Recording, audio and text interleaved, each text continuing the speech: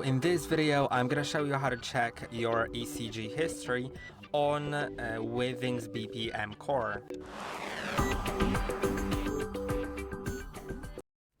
In the WITHINGS app, you should, in the home page, find ECG. Click on it, and now you'll see your latest measurement.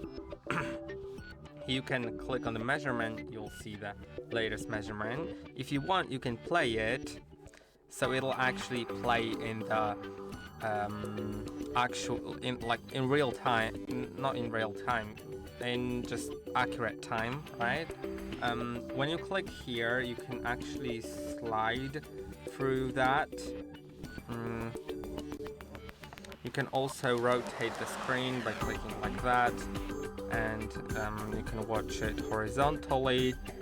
Now, if you click on this arrow, you'll get to the previous measurement, then again previous measurement, and you can go between different measurements that you have here. You can scroll down and see all your history. As you can see right here, you can click on explore and see everything, right? Then if we go down, you can understand more about ECG, you can do way more. But there's also a month tab. When you click on it, you'll have all the days marked as green when you have taken an ECG. You can click on that day and it will tell you whether, like, it'll have green if you have normal sinus rhythm. Of course, it'll be a different color if you didn't have normal sinus rhythm.